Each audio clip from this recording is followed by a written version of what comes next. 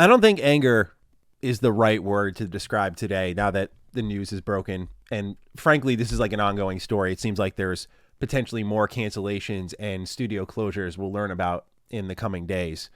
But anger really isn't the right word, maybe because it was so expected and there were so many warning shots fired off. I think the right term for me is just immense disappointment.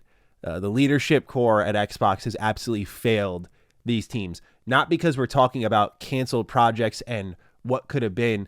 In some instances, these projects that were shut down because they've been in development for so long do make sense. But it's the reality that the leadership core did not recognize these issues were building up over time, and they probably should have shut these projects down earlier to get something else out the door quicker. But instead, we're left with the bloodbath that's happening at Xbox today. We have a note from Phil Spencer to go over, a ton of projects that have been canceled, and a studio shutdown. It's a really sad day for Xbox, but I think potentially what makes me more sad is seeing people continue to treat these gaming companies like sports teams.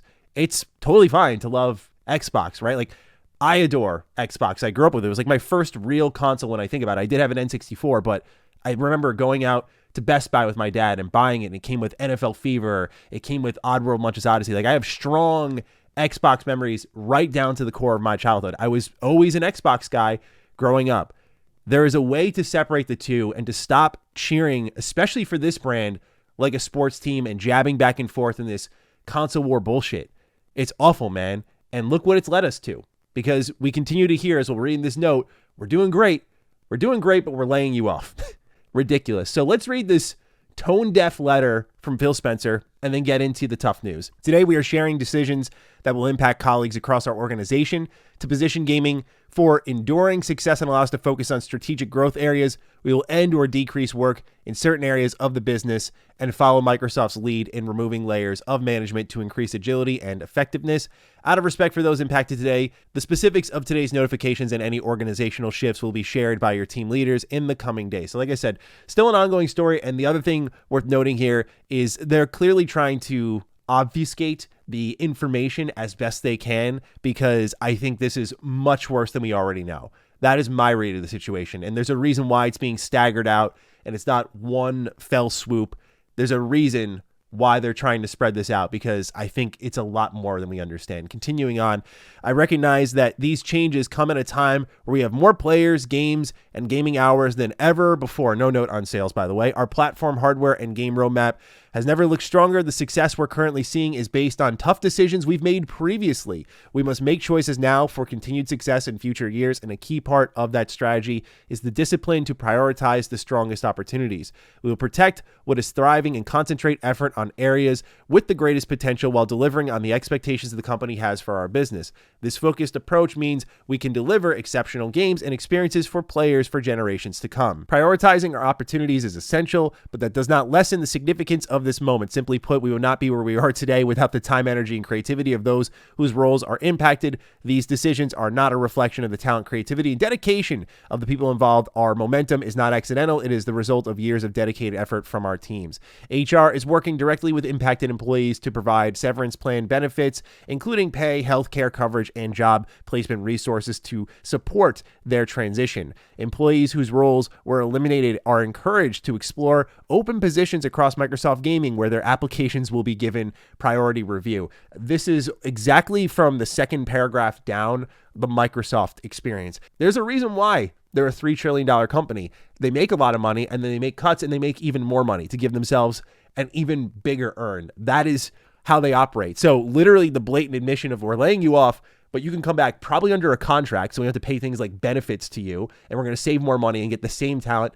This is how Microsoft has operated. Now, the hope was after what happened with Halo Infinite, they would have learned to not do this because it doesn't work well in video game development. But nonetheless, here we are. Again, to me, incredibly tone deaf. Gets worse, though. Bloomberg reports Microsoft makes deep job cuts across Xbox division, cancels games. Subsidiaries across the gaming organization were told that they would be affected by layoffs. Microsoft's Stockholm-based King division, which makes Candy Crush, is cutting 10% of its staff, or about 200 jobs, according to people familiar with the plans.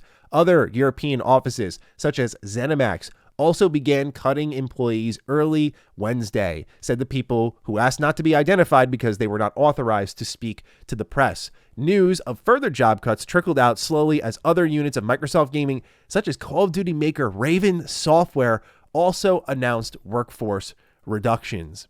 We'll talk about ZeniMax in just a moment here. Candy Crush is crazy because what's interesting about these layoffs is seeing Xbox target big money makers. Call of Duty, King with Candy Crush. This is one of the big reasons they bought ABK was the money they get from both of these. And they're laying off staff attached to these. And my heart goes out really to Raven Software. Such an unjust amount of layoffs because they are, to me, the heartbeat of what makes Call of Duty exciting, at least for fans like me, because they've done the last 2 campaigns. They did Cold War, they did Black Ops 6, and I think they're both excellent. If you look at the history of Raven Software, I don't think they've ever made a whack game. So I just was hoping when Xbox bought them up that this would be a company freed from the shackles of Call of Duty. Instead, they've been tied closer to it and laid off, like forever cementing their status as a Call of Duty support studio. Again, just really messed up when you look at the whole spectrum of games they've made, Singularity being excellent here. The company also canceled several projects that had been in development for years, including the fantasy game Everwild in development at UK-based Rare Studio, and an original new online game from ZeniMax Online Studios, the makers of Elder Scrolls Online. Both of these studios will cut jobs as a result of the cancellations, according to people. And if you want to know just how prepared they were for these layoffs, Jason Schreier reports on his own Blue Sky account as one illustration of just how sloppy and chaotic today's mass Xbox layoffs have been. Some employees at ZeniMax Online Studios are now watching their Slack accounts abruptly get locked out. No message from HR, no word on whether they still have a job, just an ominous Slack deactivation. So yeah, very classy there. All right, so ZeniMax Online Studios, new IP, and Everwild at Rare. Let's start off with ZeniMax Online Studios. This one sucks, man. I mean, you've heard me in the videos. I was cheering for this team so hard. I did a retrospective recently on ZeniMax Online Studios with Elder Scrolls Online and just talked about how much I love that game and how impressive I think it is to have a team that's not Bethesda Game Studios take that Elder Scrolls IP and make something that feels really worthy of that name, especially when it's such a dramatic shakeup. I look at Fallout 76 to the rest of the Fallout franchise and then ESO versus the rest of the Elder Scrolls franchise, and I think the way it just blends in perfectly, mostly thanks to its world, but also the hard work that team put in.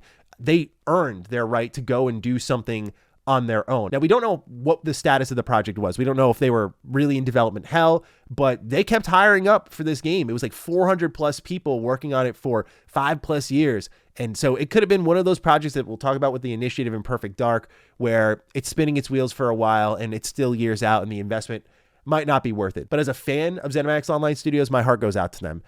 This was one of the games that I could not wait to learn more about because I think they learned so much with Elder Scrolls Online, and I don't think it's the worst fate to be just tied to Elder Scrolls Online, but it's really cementing them as only doing that, and I just wanted to see them break free. What could they do on their own?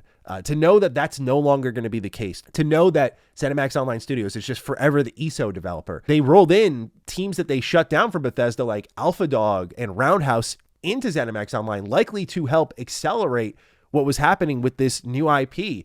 The amount of investment and resources gone into it, just a real story of what could have been. And I hope we do get a scoop on this because I'm so curious what exactly it was, but what led to its cancellation, because it is the one, admittedly, we're most in the dark about. We never got an official announcement. And I know a lot of people justify these things like game cancellations happen all the time, but this bad boy leaked years ago. And I thought any day now we'd get a reveal for it. You saw my Xbox Showcase predictions videos. Like I called it, I think 2 or 3 years in a row. Certainly this has to be the year. I guess now it makes a lot more sense since it was on the brink of cancellation, but how just was it? This is a trend since Xbox bought ABK, going back to Odyssey, the Blizzard survival game, where if you're a game that's been in development for 6+ years, you're getting the axe.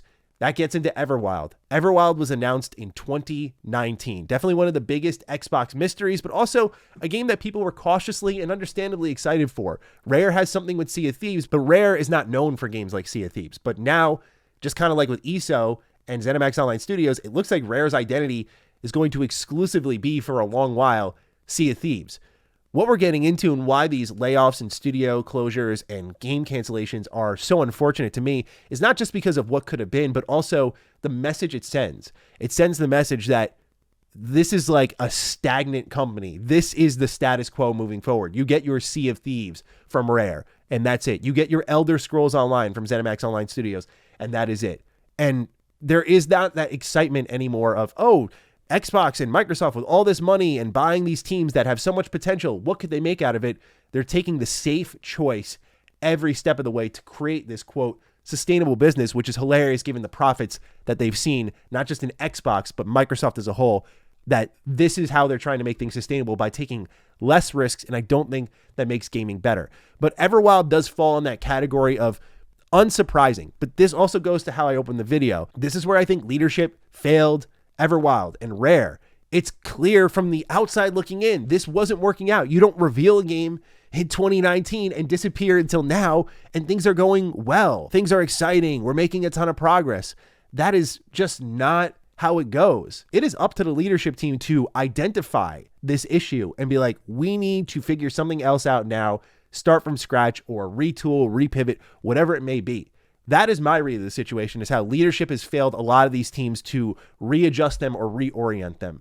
And there's another great example of that in Turn 10. Jason Schreier posts on Blue Sky, many of Xbox's subsidiaries are getting hit by layoffs this morning, including Call of Duty studios such as Raven. Big cuts at Forza Motorsport developer Turn 10, nearly half of the staff per a source. Half of Turn 10.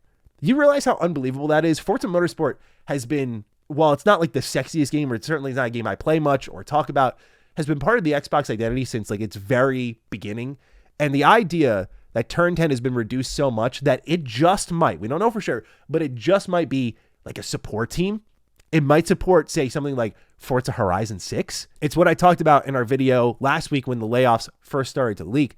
I said, I feel like Turn 10 is going to be an easy target simply because when you look at what Horizon is versus the last Motorsport, it's sad to say, but I think Horizon's lapped Motorsport, so you get it. But at the same time, what's so frustrating is this is a hits-only business, and I don't think that is sustainable at all. By that, I mean, you look at Turn 10. They've consistently, look at their Metacritic score. Ryan McCaffrey had a great post on his Twitter account. They've never made a bad reviewed game. But Forza Motorsport, the last one in 2023, did not really light the world on fire in the terms of player count, in the terms of sales. And despite all that heritage and all they've contributed to the Xbox business, it took one miss for them to just get half their staff removed. In a sense, I get it because Forza Horizon's a thing, and it seems like we're getting Forza Horizon 6 next year. But man, it sends a really bad message if key studios like Turn 10 are getting half their staff removed, likely reduced to a support role. Then I look at other companies like Compulsion, which we haven't heard anything about, or Ninja Theory, which we haven't heard anything about. Games that were more prestige pieces, smaller games, and had really bad player counts. What happens to them? Even if it's not now, this year, what happens next year, the year after? That is the message that is being sent here. And speaking of messages sent, let's go over to Windows Central, where they write, Microsoft is closing down Xbox Studio, the initiative, with Perfect Dark killed as well, joining Everwild and ZeniMax's new IP and other unannounced projects. Quote, following Phil's note, by the way, this comes from Matt Booty, I want to share more about the changes to the studio's business units. We've made the decision to stop development of Perfect Dark and Everwild, as well as wind down several unannounced projects across our portfolio. As part of this, we are closing one of our studios, The Initiative. These decisions, along with other changes across our teams, reflect a broader effort to adjust priorities and focus resources to set up our teams for greater success within a changing industry landscape. We did not make these choices lightly, as each project and team represents years of effort and imagination and commitment. Our overall portfolio strategy is unchanged. Build games that excite our players, continue to grow our biggest franchises, and create new stories, worlds, and characters. We have more than 40 projects in active development, continued momentum on titles shipping this fall, and a strong slate headed into 2026. For those directly affected, speak with HR, yada, yada, yada. To everyone across our studios, thank you. Your creativity and resilience continue to define who we are. I believe in the strength of our teams and the direction we are taking on the path ahead. Yes, quite the path. 4 rounds of massive layoffs in 18 months. And I actually put out a tweet. So let's go down the receipts here and have a little fun at just how great this leadership core has been since they bought ABK and finalized that deal. You have The Initiative that closed down. Perfect Dark got canceled. Everwild got canceled. ZeniMax Online Studios' new IP got canceled. 50% of Turn 10 is gone. 10% of King is gone. There were layoffs at Raven Software. Arcane Austin closed down. Tango was nearly lost forever. Fortunately, Krafton saved them. Alpha Dog Games closed down. Roundhouse closed down. And Blizzard's Odyssey canceled. And to add on top of that, Sea of Thieves and Banjo-Kazooie director leaving Rare after 35 years following the Everwild cancellation, according to sources at Video Games Chronicle. ZeniMax Online Studios president Matt Firor is leaving the company, according to Insider Gaming. So not only is Xbox bleeding games, bleeding studios, they're bleeding talent. More importantly, the talent that made these companies worth buying to them in the first place. And that is the story that will haunt Xbox for years to come. It is not just about the canceled games today. Don't think now in the near term. This is about long-term talent loss that made these companies who they are going away. And in turn, they will be shells of themselves. That is with no disrespect to the people who do work at these teams still. It's just saying that, hey, when you have someone who's there for 35 years, that's a really important member of the team you probably want to keep. Again, this gets back to what I'm saying earlier. You'll notice a trend there of a lot of these games that were shut down or studios that ended up being closed were attached to games that have been in development for a long while. But you got to bring a pair of scissors to some of these games and hit the reset button. I think a great example of that is how Sony and PlayStation have completely mismanaged Bend's studio and how Ben has spun their wheels for so long since Days Gone. And all they had to do was make a Days Gone sequel, but they haven't gotten that opportunity. They had to make like a God of War live service game. And then all the stuff that they made before ended up being canceled. So it's just greatly frustrating. So Perfect Dark, this is really disappointing because it just feels like the immersive sim genre is dead. And I thought the slice we saw of Perfect Dark looks really good. I remember my reaction immediately being, okay, let them cook. This looks really good. And there was part of me that did watch that gameplay a bit with an eyebrow raised of, is this real? And I think this cancellation and shutdown confirmed something to me. Again, just a complete assumption here, but it seems to me like that was just a really nice, polished vertical slice. Everything surrounding it was not good to go, and this project probably needed more than another 2 to 3 years to get out the door. And why this is all happening is in a hits-only business, or when your management lets you spin your wheels for so long and your budget gets higher and higher and higher, this is not rocket science to any of us on the outside. Yeah, you're going to end up having budgets that are sky high, and that puts pressure on the product to perform sometimes in very unrealistic ways. Like I think Perfect Dark had a ton of potential, looked great. I think it would have spoken to the immersive sim fans out there, provided it delivered on what we saw on that vertical slice. But how would it have done long term, right? We have the initiative that starts from scratch, is like an all-star team of talent.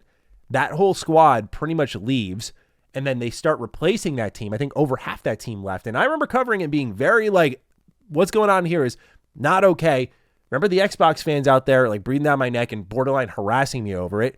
I backed off. I went, okay, let's see how it goes. They bring in Crystal Dynamics because the head of that studio at the initiative originally worked at Crystal Dynamics. So I went, all right, this makes sense. This should help the project. We see a little bit of an update at the showcase. I go, all right, looks like it's on the right track. And then we see this. Clearly it wasn't ready to show. Why do that to yourselves? But also, I think if you invest in a team building it from the ground up and most of that team leaves before you have anything to show for it, I do respect the idea of holding on, trying to make it work. But there is the idea of the sunk cost fallacy that many of us are familiar with.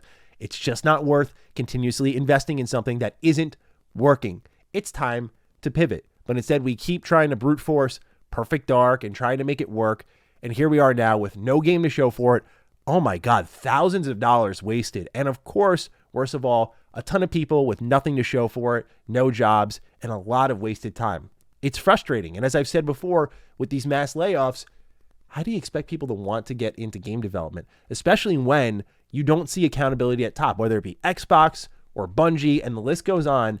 When these layoffs happen, you see who's making the statements. It's pathetic. There's literally no accountability. And the people who make these experiences worth having, the people who make the Xbox brand what it is, are the ones who always take the fall. And I think the saddest part about these layoffs, as I've said numerous times, but I'll say it one final time, is how avoidable some of this could have been with proper leadership and oversight and actually understanding just how shit of a spot these projects were in. Because I think as fans, we know no updates and no news doesn't spell anything good. And when, say, for example, Everwild, the game announced in 2019, has no updates for over half a decade, that usually spells disaster. Probably if you've gone 2 or 3 years and nothing's really happened, that spells disaster. But will things change? No, clearly not. That's the sad part. Clearly not. And that sends a message unto itself. And I don't know how you start to build new gaming talent outside of people who are ridiculously passionate when this is kind of the fate they're subjecting themselves to. I think just operating gaming as a hits-only business is stupid, and project management needs to be better. That's all I got for you. I'll see you in the next one. Stay sexy, stay active. I love you all. Peace.